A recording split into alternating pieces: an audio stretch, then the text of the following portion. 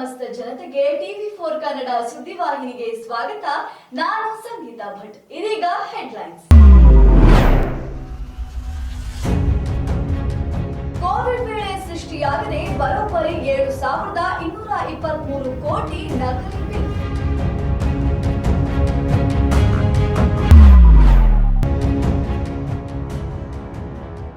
ಗೃಹಲಕ್ಷ್ಮಿಯರೇ reels ಮಾಡಿ ಸಚಿವರಿಂದ ಬಹುಮಾನ ಗೆಲ್ಲಿ.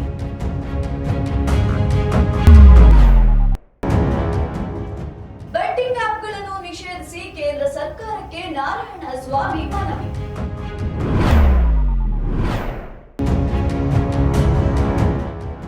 ಬೀದಿ ಬದಿ ವ್ಯಾಪಾರಿಗಳಿಗೆ ಬಿಬಿಎಂಪಿಯಿಂದ ಬಿಗ್ ಶಾಕ್.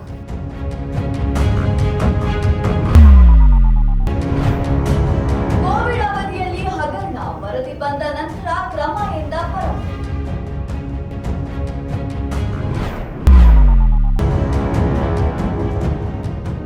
ತಮ್ಮ ಮೊದಲ ಬೈಕ್ ಅನ್ನು ಹೊಸ ವಿನ್ಯಾಸದಲ್ಲಿ ಕಂಡು ಪುಳಕಿತಗೊಂಡ ಡಿಕೆ ಶಿವಕುಮಾರ್.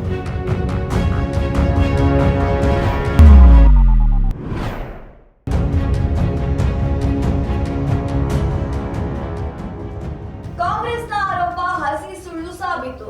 ಅಶೋಕ್ ಚಾಟಿ.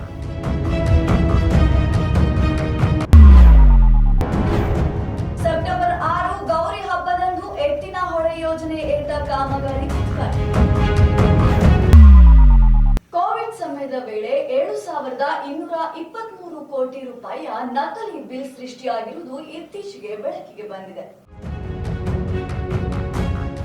ಕೊರೋನಾ ಅವಧಿಯಲ್ಲಿ ಆರ್ಥಿಕವಾಗಿ ರಾಜ್ಯ ಸರ್ಕಾರ ಜರ್ಜರಿತವಾಗಿದ್ದರೂ ಬರೋಬ್ಬರಿ 7,223 ಕೋಟಿ ರೂಪಾಯಿ ಹೆಚ್ಚು ಮೊತ್ತದ ಖರೀದಿಗೆ ನಕಲಿ ಬಿಲ್ಗಳನ್ನು ಒದಗಿಸಲಾಗಿದೆ ಎನ್ನುವ ಗಂಭೀರ ಆರೋಪ ಇದೀಗ ಕೇಳಿ ಬಂದಿದೆ.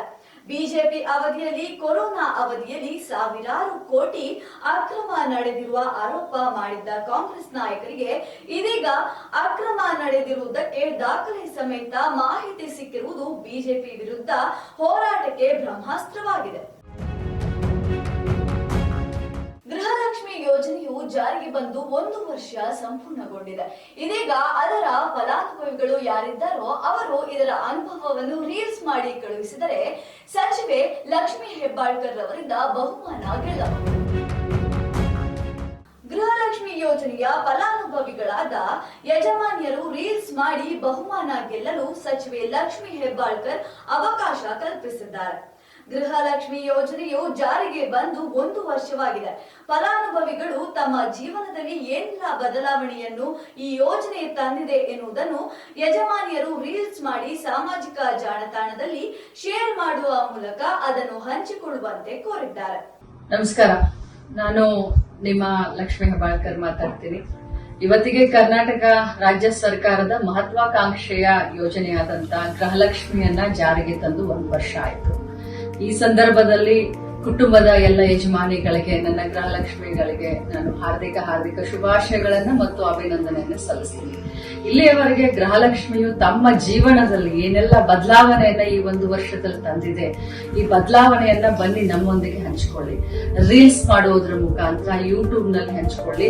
ಯಾರು ಜಾಸ್ತಿ ರೀಲ್ಸ್ ಓಡುತ್ತೆ, ವ್ಯೂಸ್ ಸಿಕ್ಕುತ್ತೋ ಅಂತ ಕುಟುಂಬಕ್ಕೆ, ಅಂತ ಯಜಮಾನಿಗೆ, ಅಂತ ಗೃಹಲಕ್ಷ್ಮಿಗೆ ನಿಮ್ಮ ಲಕ್ಷ್ಮಿ ಹೆಬ್ಬಾಳ್ಕರ್ ಕಡೆಯಿಂದ ಒಂದು ಬಹುಮಾನ 1 ತಿಂಗಳು ಅಂದ್ರೆ ಸೆಪ್ಟೆಂಬರ್ 30ನೇ ತಾರೀಕಿನವರೆಗೂ ನಿಮ್ಮ ರೀಲ್ಸ್.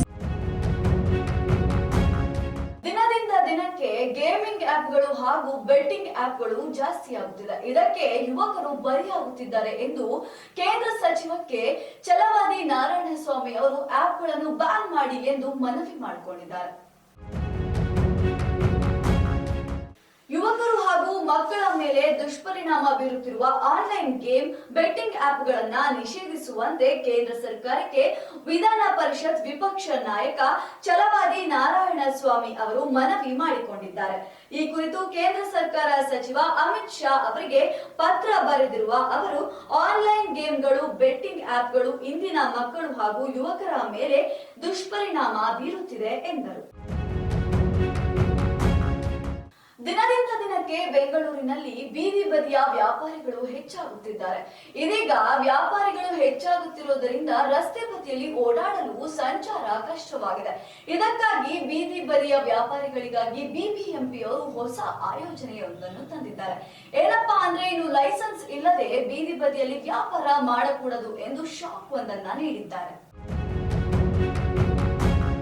ಸಿಲಿಕಾನ್ ಸಿಟಿಯಲ್ಲಿ ಬೀದಿ ಬದಿ ವ್ಯಾಪಾರಿಗಳಿಗೆ ಬಿಬಿಎಂಪಿ ಮತ್ತೆ ಬಿಗ್ ಶಾಕ್ ಕೊಟ್ಟಿದೆ. ಪಾಲಿಕೆಯ ನಿರ್ಧಾರದ ವಿರುದ್ಧ ಅಂಗಡಿಗಳು ಮಾಲೀಕರು ಕೆರಳಿ ಕೆಂಡಕಾಗಿದ್ದಾರೆ. ಕೆಆರ್ ಮಾರುಕಟ್ಟೆ, ಮಲ್ಲೇಶ್ವರಂ ಮಾರುಕಟ್ಟೆ, ಚಿಕ್ಕಪೇಟೆ, ಜಯನಗರ ಶಾಪಿಂಗ್ ಕಾಂಪ್ಲೆಕ್ಸ್, ಹೆಬ್ಬಾಳ ಹೂವಿನ ಮಾರುಕಟ್ಟೆ, ಮಡಿವಾಳ ಮಾರುಕಟ್ಟೆ ಹೀಗೆ ನಗರದ ಮಾರುಕಟ್ಟೆಗಳಿಗೆ ಹೊಂದಿರುವ ರಸ್ತೆಗಳ ಫುಟ್ಪಾತ್ ನಲ್ಲಿ ಹೆಚ್ಚು ಬೀದಿ ಬದಿಯಲ್ಲಿ ಜನರು ವ್ಯಾಪಾರ ಮಾಡುತ್ತಿದ್ದಾರೆ. ಇದರಿಂದ ಪಾದಚಾರಿಗಳಿಗೆ ತೊಂದರೆ ಉಂಟಾಗಿದೆ. ಲೈಸೆನ್ಸ್ ಇಲ್ಲದೆ ವ್ಯಾಪಾರವನ್ನು ನಡೆಸಿದರೆ ಬೀದಿ ಬದಿಯ ವ್ಯಾಪಾರಿಗಳನ್ನು ಎತ್ತಂಗಡಿ ಮಾಡಲಾಗುವುದು ಎಂದು ಹೇಳಿದ್ದಾರೆ. ನಾನು ಮಾತಾಡ್ತಾ ಇರೋದು ಎಲ್ಲರಿಗೂ ಸೇರಿ, ನಾನು ಒಬ್ಬರಿಗೋಸ್ಕರ ಅಲ್ಲ, ನಾನು ಒಬ್ಬರಿಗೋಸ್ಕರ ಎಲ್ಲ ಅಂಗಡಿಗೂ ಹೇಳ್ತಾರೆ ಟೈಮ್ ಕೊಡಿ ಸರ್, ಈಗ ಏಕಾಏಕಿ ಬಂದಿದ್ರೆ ನಾವೇನು ಮಾಡೋಕ್ಕಾಗಲ್ಲ, ನಾವೇನು ಮಾಡಲ್ಲ.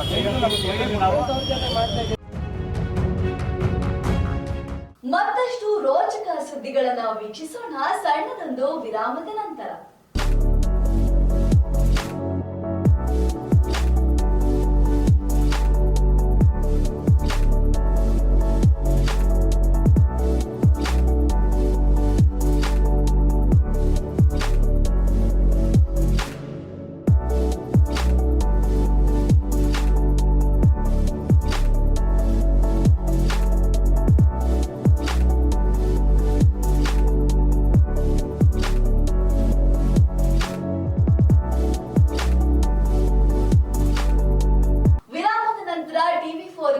ಸುದ್ದಿವಾಹಿನಿಗೆ ಮತ್ತೆ ಸ್ವಾಗತ.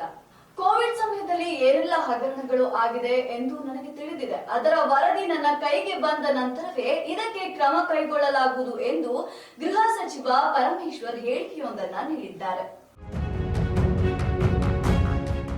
ಜಸ್ಟಿಸ್ ಕುನ್ಹಾ ನೇತೃತ್ವದ ಕೋವಿಡ್ ವರದಿ ಸಲ್ಲಿಕೆ ವಿಚಾರ ಗೃಹ ಸಚಿವ ಡಾಕ್ಟರ್ ಜಿ ಪರಮೇಶ್ವರ್ ಪ್ರತಿಕ್ರಿಯಿಸಿದ್ದು, ಡಿನ್ನರ್ ಸಭೆಯಲ್ಲಿ ಜಸ್ಟಿಸ್ ಕುನ್ಹಾ ವರದಿ ಚರ್ಚೆಯಾಗಿಲ್ಲ. ಸರ್ಕಾರಕ್ಕೆ ಸತ್ಯ ಗೊತ್ತಾಗಲು ಆಯೋಗ ರಚಿಸುತ್ತೇವೆ ಎಂದು ಹೇಳಿದ್ದರು. ಕುನ್ಹಾ ಆಯೋಗದ ವರದಿ ಬಂದ ನಂತರ ಅದನ್ನು ನೋಡಿ ಮುಂದಿನ ಕ್ರಮ ಕೈಗೊಳ್ಳುತ್ತೇವೆ.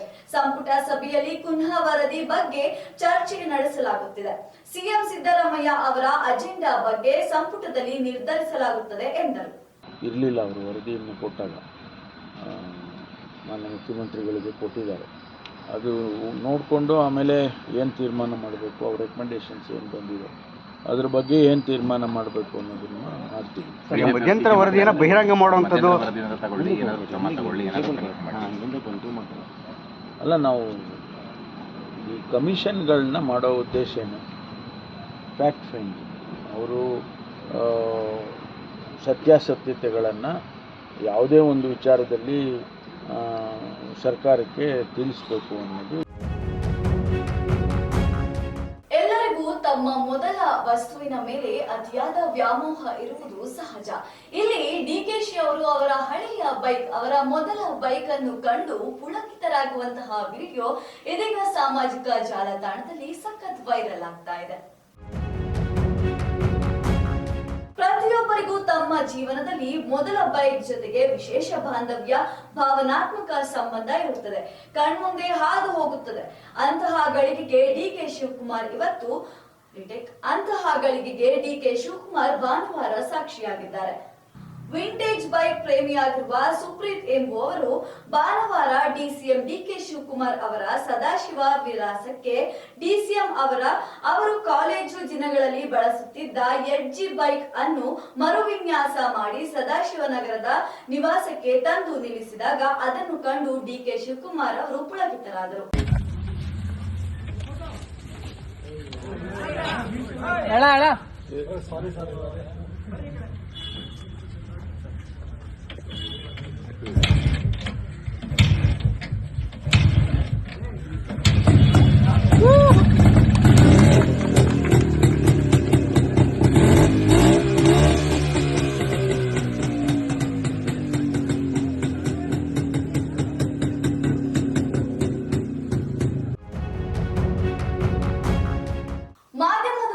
ಮಾತನಾಡಿದ ವಿಪಕ್ಷ ನಾಯಕ ಆರ್ ಅಶೋಕ್ ರವರು ಕಾಂಗ್ರೆಸ್ ಮಾಡಿರುವ ಎಲ್ಲ ಆರೋಪಗಳು ಹುಸಿ ಸುಳ್ಳು ಎಂದು ಸಾಬೀತಾಗಿದೆ ಅಂತ ಚಾಟಿಯೊಂದನ್ನ ಬೀಸಿದ್ದಾರೆ. ರಾಜಭವನದಲ್ಲಿ ಯಾವುದೇ ಪ್ರಾಸಿಕ್ಯೂಷನ್ ಅನುಮತಿ ಮನವಿ ಬಾಕಿ ಇಲ್ಲ ಎಂದು ರಾಜ್ಯಪಾಲರು ಸ್ಪಷ್ಟನೆ ನೀಡಿದ್ದು, ಮುಖ್ಯಮಂತ್ರಿಗಳ ವಿರುದ್ಧ ಮಾತ್ರ ಪ್ರಾಸಿಕ್ಯೂಷನ್ ಅನುಮತಿ ನೀಡಿ ರಾಜ್ಯಪಾಲರು ಪಕ್ಷಪಾತ ಮಾಡುತ್ತಿದ್ದಾರೆ ಎಂಬ ಕಾಂಗ್ರೆಸ್ ಪಕ್ಷದ ಆರೋಪ ಹಸಿ ಸುಳ್ಳು ಮಾತ್ರ ಎಂದು ಸಾಬೀತಾಗಿದೆ ಎಂದು ವಿಧಾನಸಭೆ ಪ್ರತಿಪಕ್ಷ ನಾಯಕ ಆರ್ ಅಶೋಕ್ ಚಾಟಿ ಬೀಸಿದ್ದಾರೆ. ಇಲ್ಲ, ನನಗೆ ಯಾವುದು ಆ ಥರದ ಇವತ್ತಿದೆ ಅಂತ ಮಾಧ್ಯಮದಲ್ಲೆಲ್ಲ ಬರ್ತಾ ಇತ್ತು. ನನಗೆ ಆ ಥರದ್ದು ಯಾವುದೂ ಗಮನಕ್ಕೆ ಬಂದಿಲ್ಲ, ಮತ್ತು ಇಲ್ಲೂ ಇಲ್ಲ. ಆ ಥರದ್ದು ಯಾವುದೂ ಸಭೆನೂ ಕೂಡ ಆಗಿಲ್ಲ. ಸಂಘ ಯಾವತ್ತೂ ರಾಜಕೀಯದ ಪಕ್ಷ ಅಲ್ಲ. ಅದು ಸಂಘ ಒಂದು ಸ್ವಯಂ ಸೇವೆ ಮಾಡುವಂಥ ಒಂದು ಸೇವಾ ಮನೋಭಾವನೆ. ಅದು ಆ ರೀತಿಯ ಸಭೆಗಳನ್ನು ಮಾಡುವಂಥ ಪದ್ಧತಿ ಸಂಘದಲ್ಲಿಲ್ಲ. ಸೆಪ್ಟೆಂಬರ್ 6 ಗೌರಿ ಹಬ್ಬದಂದು ಎತ್ತಿನಹೊಳೆ ಯೋಜನೆಯ ಏತ ಕಾಮಗಾರಿಯ ಉದ್ಘಾಟನೆಯನ್ನು ಮಾಡಲಾಗುವುದು ಎಂದು ಮಾಧ್ಯಮದವರಲ್ಲಿ ಡಿಕೆ ಶಿವಕುಮಾರ್ ಹೇಳಿಕೆಯೊಂದನ್ನು ನೀಡಿದ್ದಾರೆ.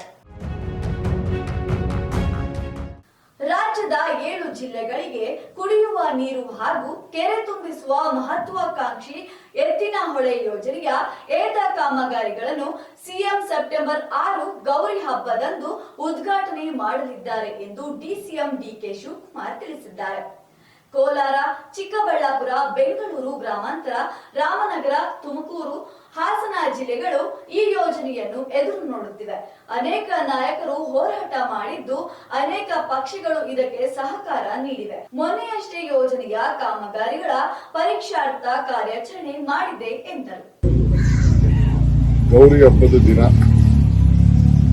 ನಮ್ಮ ರಾಜ್ಯದ ಮಹತ್ವಾಕಾಂಕ್ಷಿ ಯೋಜನೆ ಕೋಲಾರ, ಚಿಕ್ಕಬಳ್ಳಾಪುರ, ಬೆಂಗಳೂರು ಗ್ರಾಮಾಂತರ, ರಾಮನಗರ, ತುಮಕೂರು, ಹಾಸನ ಇವೆಲ್ಲೂ ಕೂಡ ಎತ್ತಿನೊಳೆ ಕೆಲಸನ ನಾವೆಲ್ಲ ಕಾಣ್ತಾ ಇದ್ದಾರೆ.